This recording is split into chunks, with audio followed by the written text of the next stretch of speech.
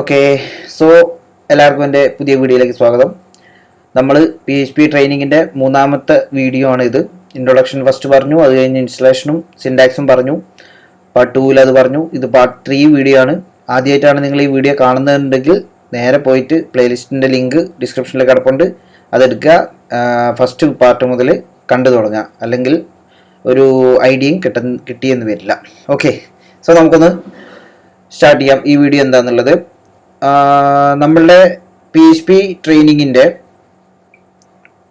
First പാർട്ടിൽ നമ്മൾ ഇൻസ്റ്റലേഷനും കാര്യങ്ങളും പറഞ്ഞു.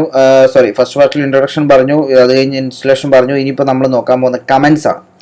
എന്താണ് PHPയിൽ കമൻസ് എന്നുള്ളത് നോക്കാം. സോ കമൻസ് എന്ന് പറഞ്ഞു കഴിഞ്ഞാൽ ഒന്നുമില്ല, ഒരു ബേസിക്കലി പറയുകയാണെന്നുണ്ടെങ്കിൽ ഒരു കോഡ് ലെവലിൽ നമ്മൾ എഴുതുന്ന ഒരു കാര്യമാണ്, പക്ഷേ അത് എക്സിക്യൂട്ട് ചെയ്യാത്തത്, നോട്ട് എക്സിക്യൂട്ടഡ്, അതായത് കോഡിന്റെ ഭാഗമായിട്ട് എക്സിക്യൂഷൻ ചെയ്യാത്ത ഒരു ഭാഗമായിട്ടുള്ള ഒരു സെക്ഷനാണ് കമൻസ് എന്ന് പറയുന്നത്. ഓക്കെ, സോ എക്സിക്യൂട്ട് ചെയ്യാത്ത ഒരു സംഭവം എന്തിനാണ് ഇതിൻ്റെ അകത്ത് എഴുതി വെക്കണം എന്നുള്ളത് നിങ്ങൾക്ക് എല്ലാവർക്കും ചിലപ്പോൾ ഡൗട്ട് വന്നെന്ന് വരാം. ഓക്കെ, ഈ കമൻസും കൊണ്ടുള്ള ഏറ്റവും ഉപകാരം എന്താണെന്ന് വെച്ച് കഴിഞ്ഞാൽ, to read by someone who is looking at the code. അതായത് ആരെങ്കിലും നമ്മളെ കോഡ് കാണുന്നുണ്ട് എന്നുണ്ടെങ്കിൽ അയാൾക്ക് ആ ലൈനോ അല്ലെങ്കിൽ അത് എന്തിനാണ് എഴുതിയത് എന്നുള്ളത്, കോഡ് ലെവൽ എഴുതി കഴിഞ്ഞിട്ടുണ്ടെങ്കിൽ നമുക്കത് മനസ്സിലാവത്തില്ല എന്താണ് സംഭവം എന്നുള്ള ഡീറ്റെയിൽ ആയിട്ടുള്ള വലിയ ഫംഗ്ഷനും കാര്യങ്ങളൊക്കെ ആണെങ്കിൽ ആ ഫംഗ്ഷൻ എന്തിനാണ് യൂസ് ചെയ്യുന്നത് എന്നുള്ളത് നമ്മളതായിട്ടുള്ള ഇംഗ്ലീഷ് വേർഡിൽ നമുക്കത് ജസ്റ്റ് ഒന്ന് എഴുതി വെക്കാൻ വേണ്ടിയിട്ടുള്ളതാണ് കമൻസ് എന്ന് പറയുന്നത്. ഓക്കെ, സോ ഈ കമൻസിൻ്റെ അകത്തുള്ള വളരെ ഭയങ്കരമായിട്ടുള്ള അഡ്വാൻറ്റേജ് ആണ് കമൻസിന് ഉള്ളത്. നിങ്ങൾ കോഡിംഗ് പ്രാക്ടീസ് ചെയ്യുകയാണെന്നുണ്ടെങ്കിൽ കമൻസ് ചെയ്ത് തന്നെ പോകണം എന്നാണ് ഞാൻ പറയുള്ളൂ. ബിക്കോസ് എന്താണെന്ന് വെച്ച് കഴിഞ്ഞാൽ, നമ്മളൊരു കമ്പനിയിൽ വർക്ക് ചെയ്ത് കഴിഞ്ഞ് നമ്മൾ കുറേ കോഡും കാര്യങ്ങളൊക്കെ എഴുതിയ ശേഷം നമ്മൾ അവിടുന്ന് പോയി കഴിഞ്ഞാൽ വേറൊരാൾ നമ്മളെ കോഡ് ചെയ്യാൻ വേണ്ടിയിട്ട് വരികയാണെന്ന് ചോദിക്കുക ആ പ്രൊജക്റ്റിൽ. സോ അങ്ങനെ വരുന്ന ആൾക്ക് ഈ കമൻസ് കണ്ടിട്ടുണ്ടെന്നുണ്ടെങ്കിൽ ആ ഒരു കോഡ്, ഇത്ര എഴുതിയിരിക്കുന്ന കോഡ് എന്തിനാണെന്നുള്ളത് കറക്റ്റായിട്ട് ക്ലിയർ ആയിട്ട് മനസ്സിലാവും. ഓക്കെ, സോ അതിന് വേണ്ടിയിട്ടാണ് കമൻസ് എന്ന് പറയുന്ന സെക്ഷൻ തരുന്നത്.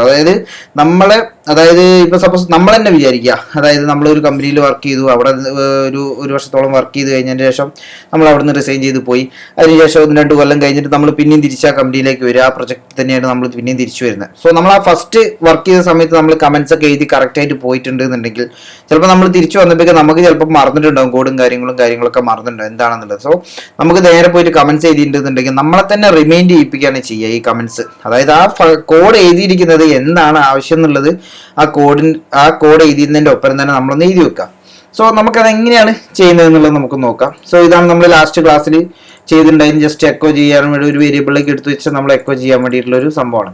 ഓക്കെ, സോ നമുക്കിപ്പം ഒരു കമൻറ്റ് എങ്ങനെ എഴുതാന്ന് വെച്ച് കഴിഞ്ഞാൽ, PHPയിൽ കമൻറ്റ് ചെയ്യുന്നത് ഇപ്പം നമ്മൾ നേരെ ഇതൊരു ലൈനിൽ നമ്മൾ കോഡ് എഴുതി, അതിനുശേഷം 2 സ്ലാഷ് ഫ്രണ്ട് സ്ലാഷിന് മുന്നിലേക്ക് ഇട്ട സിംഗിൾ ലൈൻ കമൻ്റ് ആയിട്ട് നമുക്കിങ്ങനെ എഴുതാൻ പറ്റും.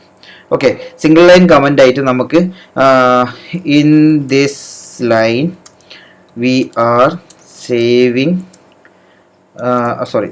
എന്ന് പറയാൻ പറ്റില്ല, holding the name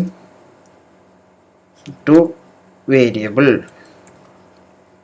so in this line we are holding the name to variable. So ഇങ്ങനെ നമ്മൾ ഡബിൾ സ്ലാഷ് ഇട്ട് എഴുതി കഴിഞ്ഞിട്ടുണ്ടെങ്കിൽ ഈ $name = ജിഷാദ് എന്ന് പറയുന്ന സെമിക്കോളൻ അവിടെ വരെ PHP എക്സിക്യൂട്ട് ചെയ്യത്തുള്ളൂ.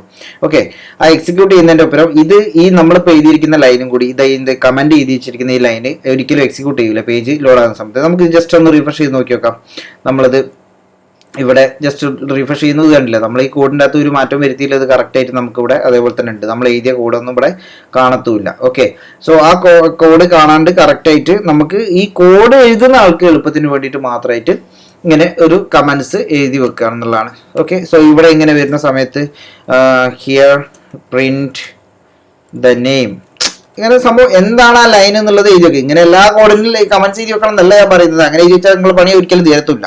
സോ അതുകൊണ്ടല്ല, അതെന്ന് വെച്ച് കഴിഞ്ഞാൽ നിങ്ങൾക്ക് ഇപ്പോൾ ഒരു ഫംഗ്ഷൻ, ഒരു കോഡ് ബ്ലോക്ക് കംപ്ലീറ്റ്ലി വരികയാണെന്നുണ്ടെങ്കിൽ, ഇപ്പോൾ ഇത്ര ലൈൻ മുതൽ, ഇപ്പോൾ 20ാമത്തെ ലൈൻ മുതൽ 40ാമത്തെ ലൈൻ വരെ ഒരു ഫംഗ്ഷൻ ആണെന്നുണ്ടെന്നുണ്ടെങ്കിൽ ആ ഫംഗ്ഷൻ എന്തിനാണെന്നുള്ള ആ ഫംഗ്ഷൻ തുടങ്ങുന്നതിന് മുന്നേ നിങ്ങൾക്ക് എഴുതി വെക്കാം. അതാ ഈ ഫംഗ്ഷൻ ഇങ്ങനെയുള്ള ഒരു സംഭവത്തിനാണ്. അതായത് ഇപ്പോൾ സപ്പോസ് ഇങ്ങനെ നിങ്ങൾക്ക് മൾട്ടിപ്പിൾ ലൈൻ കമൻസ് എഴുതാം. അതായത് ഇപ്പോൾ just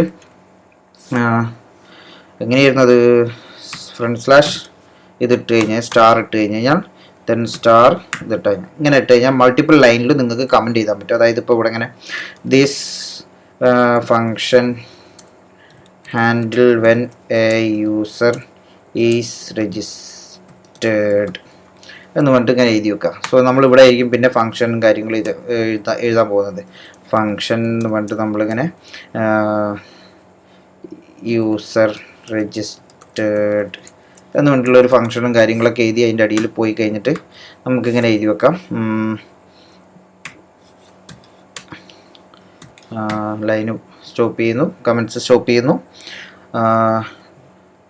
user end function completed.